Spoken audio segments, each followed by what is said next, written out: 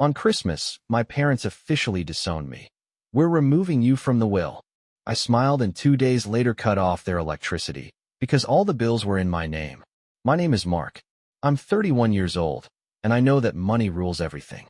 I work 2 jobs, managing a logistics department by day and bartending at a high-end restaurant by night. Not because I love working myself to exhaustion, but because I learned early that if you don't want to rely on others, you need your own capital. Independence isn't given, it's bought.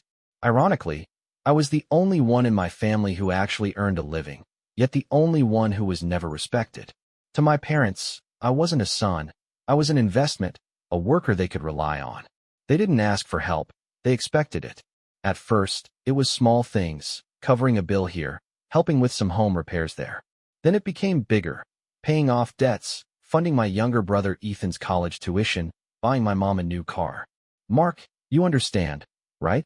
My mother would say with that fake softness in her voice. You're the responsible one. Ethan is still young. He needs to focus on his future. And what about my future? Ethan, of course, had no issue with this arrangement. He had never worked a day in his life. His tuition, vacations, latest gadgets, they were all covered with my money. And he never hid how little he thought of me. Why do you work so much, Mark? My friend Marcus asked me once over a late-night drink after my shift. I just shrugged. Because no one else will. Then Christmas came. I bought gifts for everyone. My parents, Ethan, his girlfriend, even their dog. I placed the bags under the tree, sat at the table, and listened to the words that would change everything. My father set down his fork, looked me dead in the eye, and said, "We're removing you from the will. You're no longer part of this family." For a moment, I froze. Ethan smirked. My mother avoided my gaze. Finally, Ethan muttered, leaning back in his chair. I was wondering when they'd say it. I let out a quiet laugh. "All right," I said, calmly placing my napkin down. "Then let's be fair about it." 2 days later, I simply stopped paying their bills. And when the house went dark, the water stopped running, and the heat shut off in the middle of a snowstorm, they suddenly remembered I existed. And they started begging for my help. Sitting in my warm apartment, I scrolled through my phone, watching their panic unfold in real time. Missed calls, dozens of messages, each one more desperate than the last. "Mom, Mark, something's wrong with the electricity. The whole house is dark. Call me." "Dad, did you forget to pay the bill? Fix it now." "Ethan, you think this is funny, jerk? The Wi-Fi is down too." I was in the middle of a game. I smirked, tossing my phone onto the coffee table. They still didn't get it. This wasn't a mistake. It wasn't an accident. I was done. Months earlier, how we got here. "You're lucky you have us," my mother always told me, stirring her tea like she was bestowing wisdom upon a clueless child. "A lot of people don't have family to rely on. But we're here for you, Mark. That's what family is, support." Support? Let's talk about support.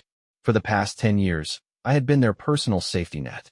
Every late bill, every emergency expense, every ridiculous demand, I was their answer to everything. When Ethan failed a class and had to pay for extra courses, guess who covered it? When my dad's car broke down and he didn't want to touch his savings, who pulled out their wallet? When my mom wanted to remodel the kitchen because it looked outdated, who took care of it? I never asked for a dime in return. I never asked for thanks, either. But you know what? Maybe I should have. Because the one time I hesitated, the one time I didn't immediately cave, they turned on me like wolves. It was a few months ago. I had just finished a brutal 14-hour shift at the restaurant, my feet aching, my body running on caffeine and stubbornness. I had planned to go home, crash for a few hours, then do it all over again the next day. Instead, I walked through the door and into a family ambush. Mom, Dad, and Ethan were sitting in the living room, waiting for me. Their faces were calm, too calm. I knew that look. It was the same one they had when they wanted something expensive. "What's going on?" I asked, tossing my keys onto the counter. Dad sighed, rubbing his temples. "We've been talking, and it's time you step up a little more, Mark." Step up? I was already carrying their entire lives on my back.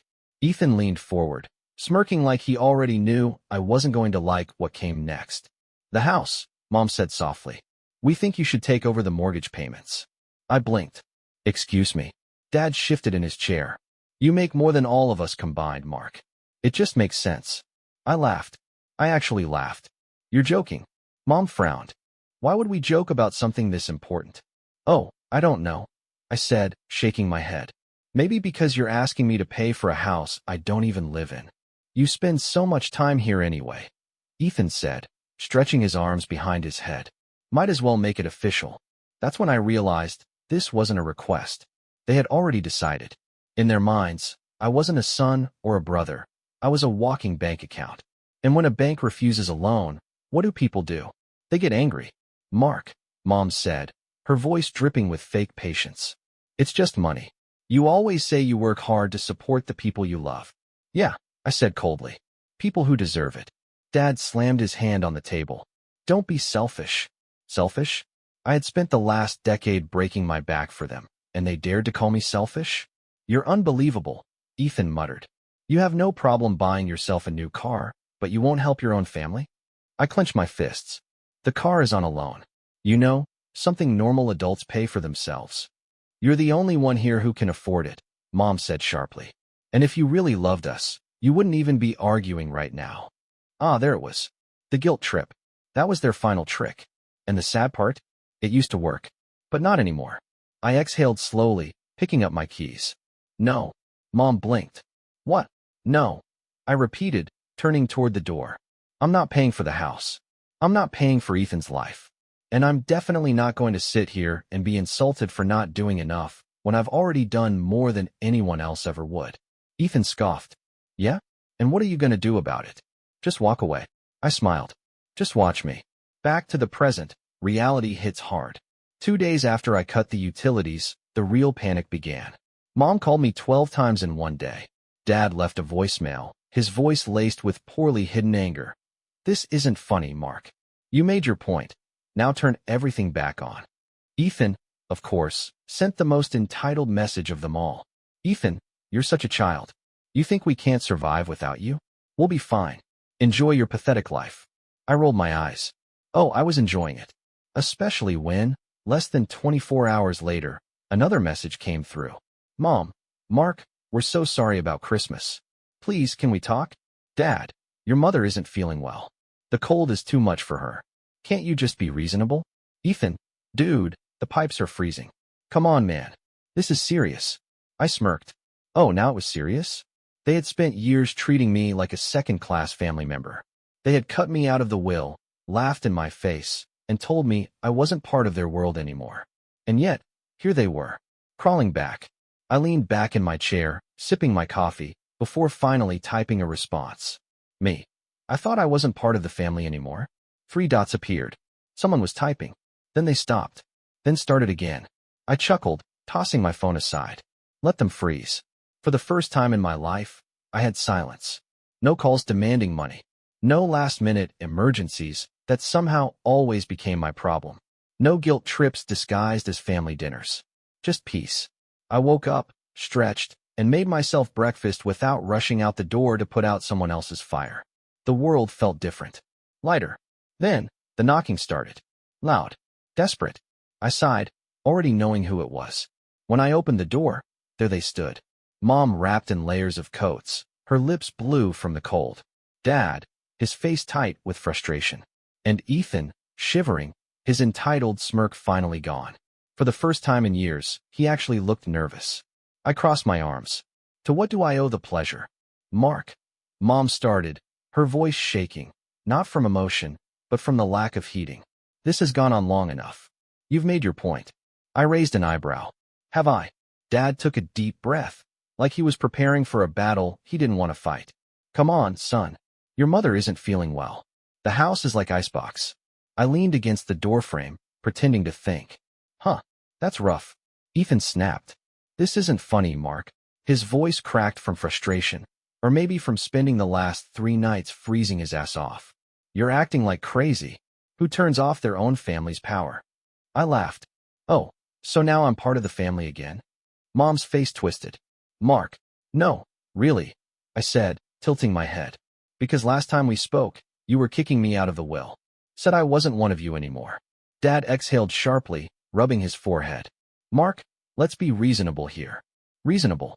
They always pulled that word out when they wanted something. I stepped aside, gesturing toward the warm apartment behind me. You must be freezing. Come in. They hesitated for only a second before practically running inside.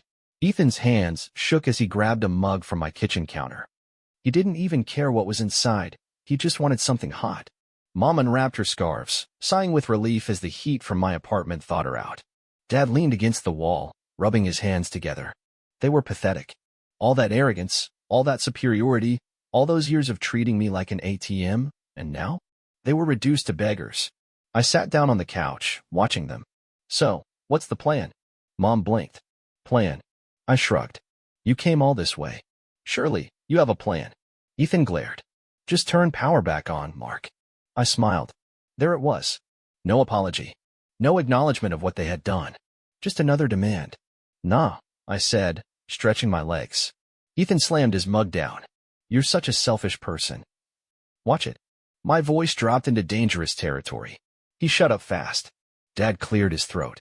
Mark, we're family. I let out a slow breath. Right. Family. The word tasted bitter in my mouth. Let's talk about family, I said, sitting up. Where was that family spirit when you decided I wasn't worth being in your will? Mom's lips pressed together. Where was it? I continued. When you called me selfish for not paying for a house I don't even live in. Ethan groaned, rubbing his face. Jesus, Mark, are you going to cry about that forever? My jaw clenched. This wasn't regret. This wasn't guilt. This was annoyance. They weren't sorry for what they had done. They were just mad that it backfired. Mom sat up straighter, folding her hands in her lap.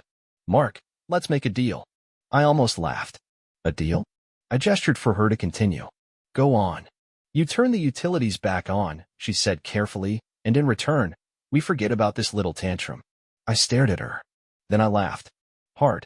Dad frowned. What's so funny? I wiped a tear from my eye. You really think I'm the one having a tantrum? Ethan scoffed.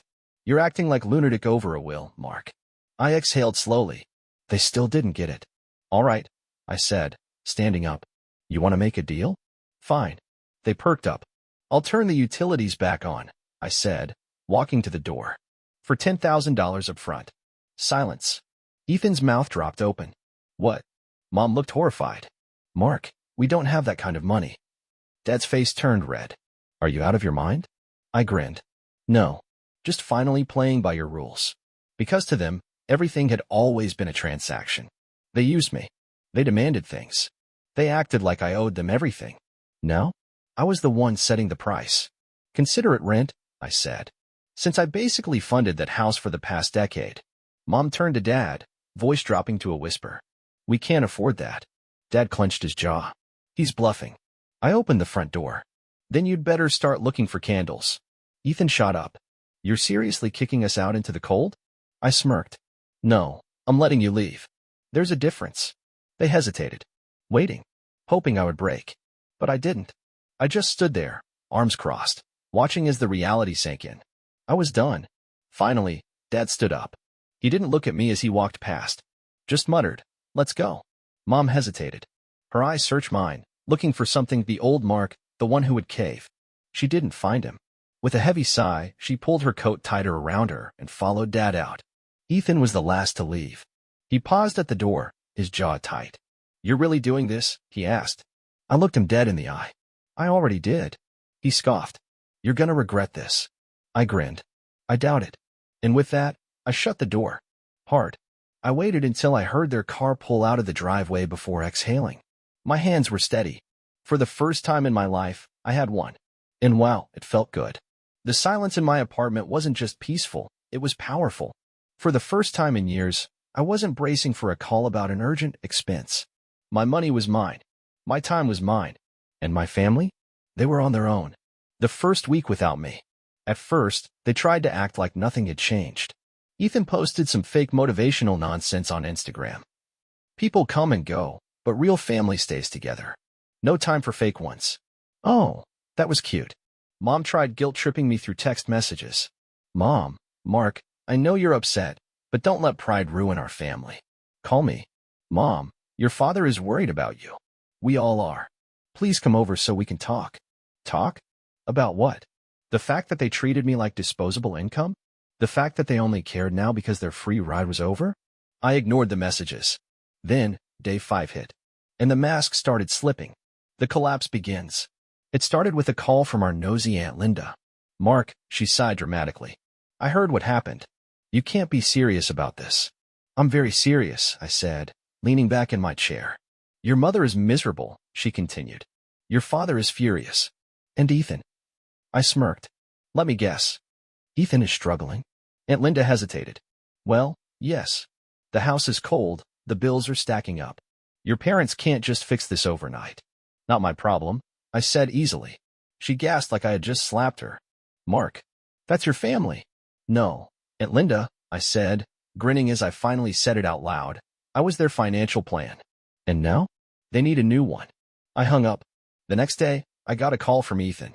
I almost didn't pick up, but curiosity got the better of me. What? I answered flatly. You happy now? He snapped. The house is falling apart, Dad's losing his mind, and Mom won't stop crying. You win, okay? Just come back and fix this. I snorted. Fix it? With what? Ethan? My money. You don't even need it, he yelled. You make more than all of us. It's not like you're struggling. I let out a slow breath. So, let me get this straight. The problem isn't that you used me for years, it's that I finally stopped letting it happen? Ethan fell silent. Then, in a lower voice, he muttered, You're really doing this? I already did, I said, smiling. And I'm never going back. Click. I blocked his number. The moment it all sank in. 1 week after cutting them off, I got a final text from my mother. Mom, Mark. I don't know what to say anymore. We never thought you would do something like this to us. But I hope you can live with yourself, knowing you abandoned your family in their time of need. I stared at the message for a long time. Then I typed out the last thing I would ever say to her. Me, I didn't abandon you. You abandoned me the moment you decided I was only worth keeping if I paid for everything. Now, you get to live with that choice. Take care. I had sinned. And for the first time in my life, I felt free. The life they never wanted me to have. I started living for myself. I upgraded my apartment. I booked a vacation, my first one in years. I actually enjoyed my money instead of watching it disappear into someone else's pockets. And guess what? The world didn't end. They survived without me. Turns out, when people actually have to figure out their own problems, they do. I heard through a mutual friend that Ethan had finally started looking for a job. Mom and Dad downsized to a smaller house. Their lives adjusted, just like I always knew they could. They just didn't want to. Not as long as I was there to make it easy. The last attempt at manipulation. Months passed. I didn't hear from them. I didn't miss them. Then, one day, I got an email. Subject, from Dad. I rolled my eyes but opened it. Mark. I don't know if you care, but your mother's birthday is coming up. She would love to see you. Maybe we can put all this behind us. I chuckled. Put this behind us? That was rich. I typed out a reply. Dad. I appreciate the invitation. But the last time I saw you, I wasn't part of the family anymore. And honestly, I like it that way. Tell Mom I said happy birthday. Send. And just like that, I closed the last door they had left open. I wasn't their ATM. I wasn't their backup plan. I wasn't their family. And I never would be again. Months passed. No more desperate calls. No more guilt-tripping messages. No more fake invitations to talk. They had finally accepted it. I was gone. And I had never been happier. For the first time in my life, I was living for myself, not as their backup plan, not as their ATM, not as their safety net. Just me. And then, out of nowhere, my father showed up at my door. The last visit. It was a quiet evening.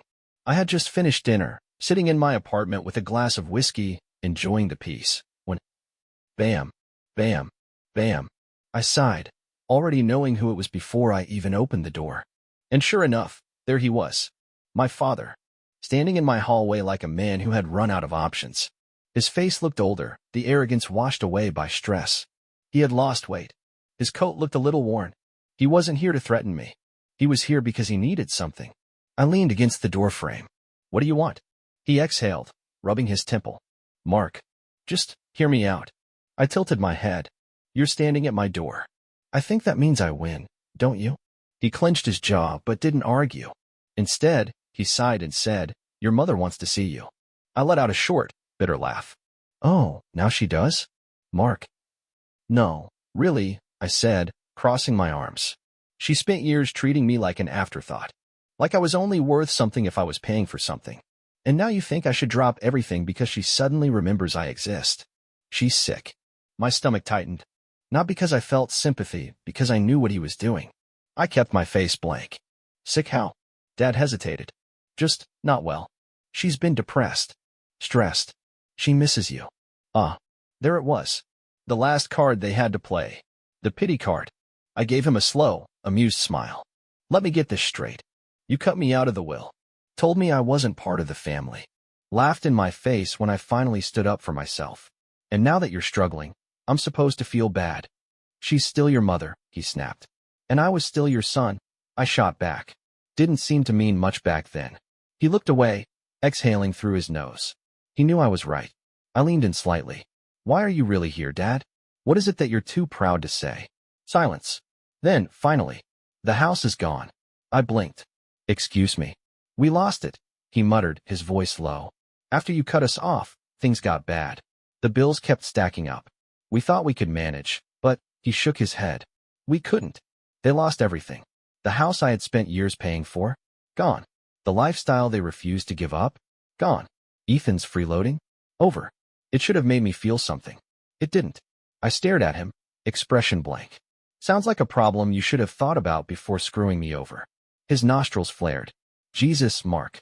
You're seriously going to hold this grudge forever? I tilted my head. It's not a grudge. It's a lesson. His hands curled into fists. I can't believe you turn your back on us like this. I let out a sharp laugh. Oh, that's rich. You turned your backs on me first. He glared at me, but I could see it now, the defeat in his eyes. He had come here expecting me to break, to feel guilty, to give in. But I wasn't that person anymore. I met his gaze, calm and steady. Go home, Dad. Or wherever home is now. His face twisted with anger. But there was something else there too, acceptance. He knew he had lost. Finally, after years of control, manipulation, and entitlement, I was free. Without another word, he turned and walked down the hallway. I didn't watch him go. I didn't call out after him. I just shut the door and locked it. For good. The final closure. I never saw them again. Not in person. A few months later, I got a single text from Ethan. Ethan, guess you finally got what you wanted. Hope you're happy. I didn't reply. I just smiled. Because for the first time in my life, I really was. The lesson? If someone only loves you when you're useful to them, it's not love. It's just convenience. And the second you stop being convenient, they show you who they really are. And when they do, let them go. And never look back.